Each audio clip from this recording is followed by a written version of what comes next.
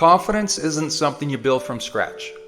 It's not something you're born with or something only a few lucky people get to have. Confidence isn't this rare gem that you have to go searching for out in the world. Confidence is already inside of you. You don't need to build it, you need to remember it.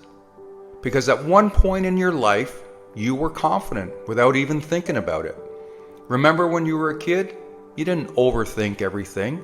You didn't question if you were good enough to play, to speak up, to try. You danced when you wanted to dance. You asked questions without worrying if they were dumb. You tried things just because they looked fun. You weren't afraid of failing because you hadn't been taught to fear yet.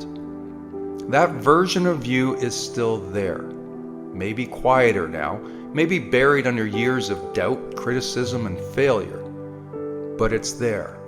And confidence isn't about becoming something new, it's about returning to who you were before the world told you who you should be. Somewhere along the line, life taught you to doubt yourself. Maybe someone made fun of you. Maybe you tried and failed. Maybe you compared yourself to someone else and decided you didn't measure up. That's where the disconnect happened. Not because you lost your confidence, but because you forgot it. So now the work is about remembering. It's about remembering your strength, remembering your resilience, remembering all the times you thought you wouldn't make it, but did. Confidence isn't just about standing tall when everything is going right. It's about remembering who you are even when everything feels uncertain. Confidence doesn't come from avoiding fear, it comes from walking through it. It comes from doing the thing even when your voice shakes or your knees tremble. The more you face fear, the more you remember that you're capable. Confidence grows when you keep promises to yourself. When you say, I'm going to do this, and then you follow through, even if it's messy. You don't have to move mountains, you just have to move forward. Confidence doesn't require perfection, it requires repetition. You don't need to wait for some magical day when you feel ready. That day rarely comes. What actually builds your confidence is acting in spite of fear. Taking the step, having the conversation, raising your hand and owning your value. And when the voice of doubt creeps in, remind yourself, this fear doesn't mean I'm not ready, it means I'm growing. Here's a powerful practice. Start collecting evidence of your strength. Write it down, every win, every risk you took, every time you got back up. Build a memory bank of proof that you are stronger than you think. And when doubt shows up, you go back to that list and remember, I've done hard things before. I can do this too. Confidence doesn't come from applause, it comes from alignment. When your actions match your values. When you show up for yourself. When you stop needing permission and start giving yourself a chance. So no, confidence isn't built like a house. It's not pieced together brick by brick from the outside. It's remembered, reclaimed, and reawakened. Because it was always in you. You just got distracted by the noise. So silence the noise. Remember who you are and show the world, not because you need approval, but because you finally remembered the truth.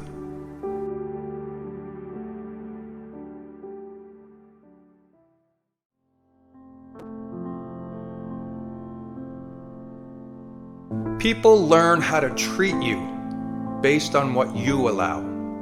Every time you stay silent when someone disrespects you, every time you ignore that gut feeling because you don't want to cause drama, every time you put yourself last just to keep the peace, you're not just tolerating it, you're teaching it.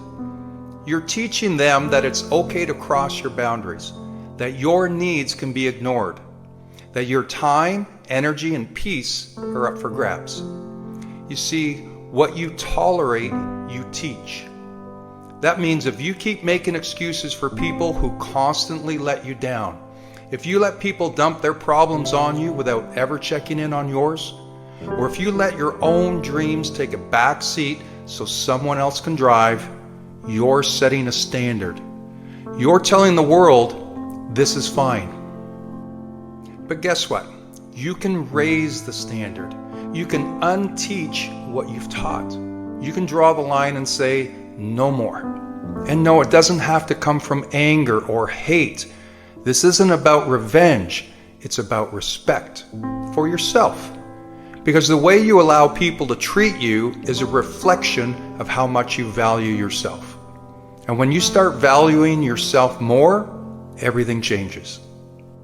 The people who truly care about you will rise to meet you. And the people who don't will fall away. And that's okay. Not everyone is meant to stay. But here's the shift.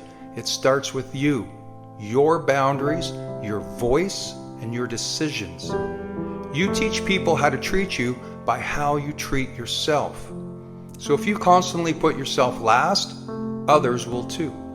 If you brush off your own feelings, others will too. If you never say no, people will keep asking for more because you've shown them that your yes comes cheap.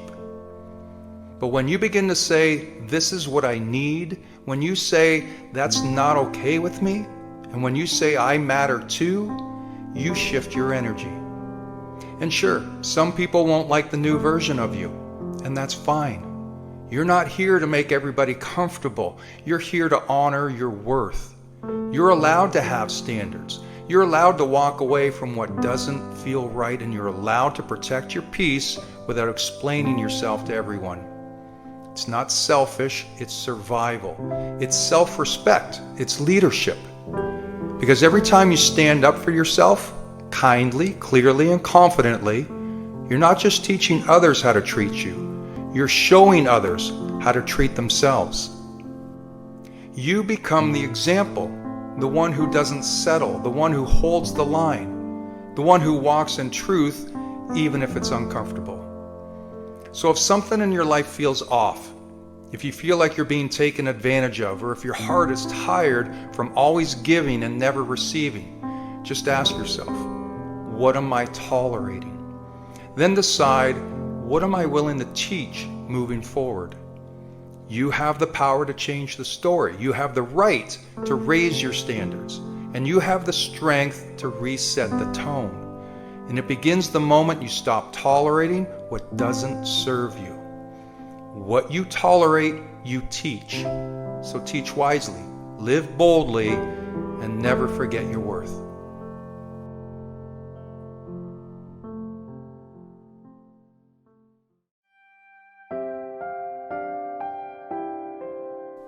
The other day, a friend of mine told me a story that really stuck with me. See, he went for a drive. Nothing special, just a trip across town.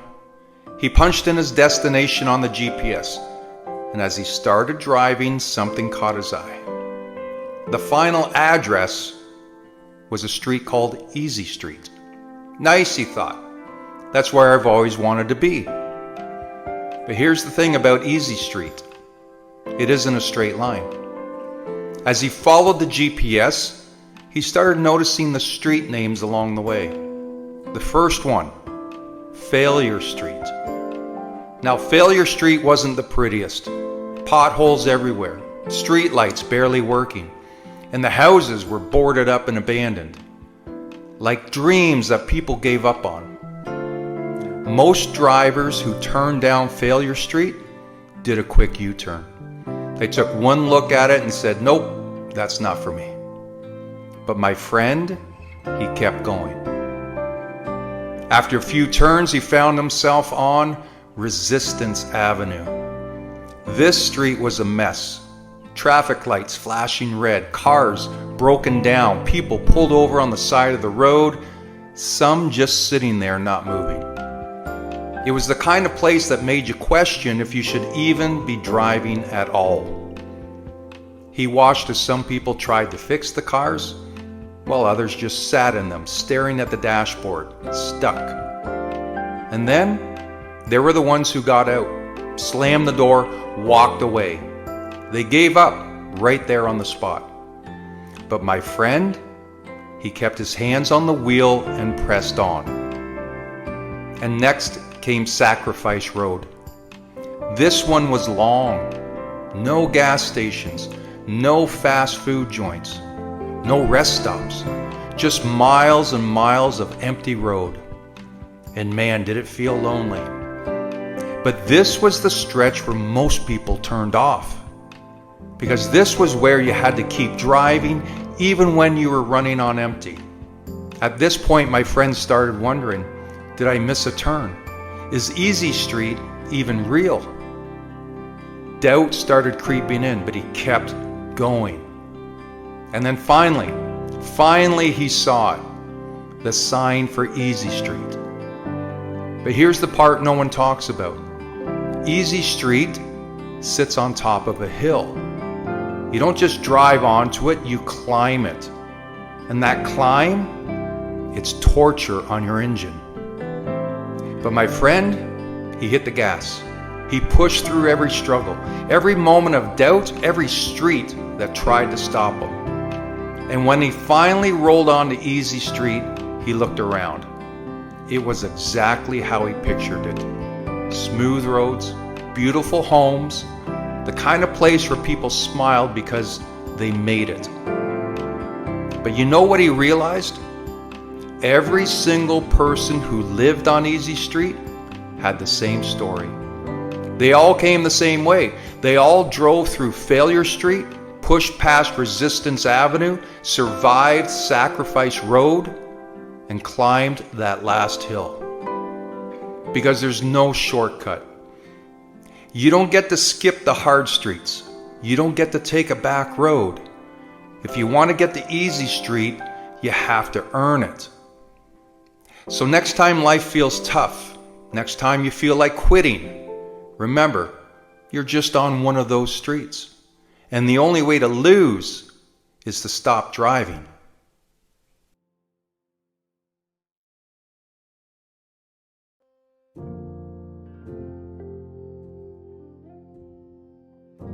There comes a moment in life when you have to ask yourself, am I really giving it everything I've got? Not just in your career, your relationships, or your ambitions, but in the way you show up every single day. Your life is a direct reflection of the standards you set for yourself. Not your wishes, not your dreams, your standards. Because we don't get what we want in life, we get what we're willing to tolerate. I think everybody wants success, however it's defined. You may want financial freedom, great health, fulfilling relationships, but look around. If it were just about wanting, wouldn't more people have it? The difference is in the standard. Some people see excellence as optional, while others see it as a non-negotiable. Some accept excuses, while others demand results. The question is, what type of person are you?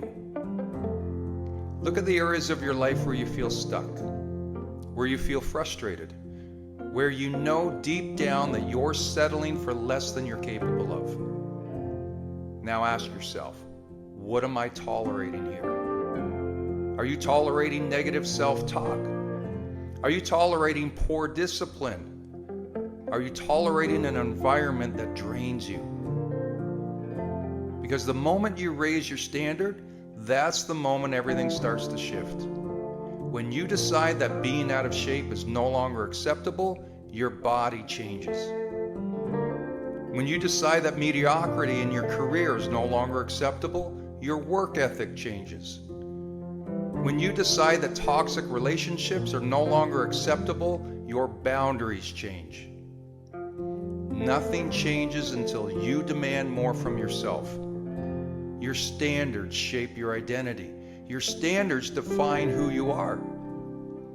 If you say you're someone who values excellence, but you let yourself cut corners, that's not a high standard. That's just a hopeful idea. A person with high standards doesn't talk about them, they live them. If you truly hold yourself to a standard of discipline, you don't skip workouts because you're tired. If you have a standard for self-respect, you don't stay in places where you're unappreciated. If you set a standard for success, you don't let failure break you. You use it as fuel. It's not about being perfect. It's about refusing to accept less than what you know you're capable of. People can sense the difference between someone who's half in and someone who's all in. Think about the athletes who demand excellence from themselves every day, the business leaders who never stop learning, the artists who refuse to settle for average work. They don't just show up when they feel like it. They show up because their standard requires them to. And when you carry yourself with that same level of commitment, the world responds. Opportunities find you. The right people respect you.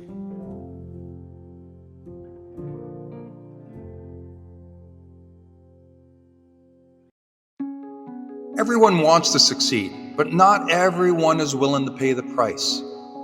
It's a simple truth that separates the dreamers from the doers. The dreamers search for shortcuts, ways to cut corners, to avoid the hard work. They want the prize without the process, the reward without the grind. But let me tell you something, there is no shortcut to greatness. The price is the price. Success doesn't negotiate. It doesn't care about excuses, and it doesn't offer discounts. It demands the full amount. First, an upfront deposit, then an ongoing payment. It takes what it takes. Think about someone who's achieved extraordinary success. Athletes, entrepreneurs, artists, or leaders. Do you know what they all have in common? They didn't skip steps. They didn't try to cheat the process. They paid the price. They got up early when the world was still asleep. They showed up when they didn't feel like it. They pushed through setbacks, failures, and moments when quitting seemed easier. They sacrificed comfort for growth, distractions for focus, and immediate gratification for long-term success. The question isn't whether you want success. The question is whether you're willing to do what it takes. The truth is, shortcuts don't exist. And even if they did, they'd rob you of what truly matters. The growth, the grit, and the character you build along the way. You see, the process isn't just a requirement, it's a gift. It shapes you into the person capable of holding on to the success you're chasing. Sure, the road is hard, and you'll have moments when you doubt yourself, when the obstacles feel insurmountable, and when the temptation to give up whispers in your ear. But in those moments, you have a choice to quit or to keep going. And every time you choose to keep going, you're proving to yourself that you're willing to pay the price. The price of success is discipline when distractions are calling. It's perseverance when the odds are stacked against you. It's focus when the world is full of noise. And above all, it's the refusal to settle for anything less than your best. No one gets to skip the price. Not the Olympian standing on the podium, not the entrepreneur who built a thriving company, not the artist whose work inspires millions, and neither will you. But here's the good news, the price is worth it. The late nights, the early mornings, the sweat, the tears, the failures, they're all part of a journey that transforms you. They're what turn dreams into reality and goals into achievement. So stop looking for shortcuts. Stop waiting for an easier way. Instead, decide that you're willing to pay the price. Decide that no matter how long it takes, how hard it gets, or how many times you stumble, you won't stop. Because when you pay the price, you earn the reward. And the reward isn't just success, it's pride, confidence, and the unshakable belief that you earned it. Remember, the price is the price. It takes what it takes. The only question is, are you willing to pay it?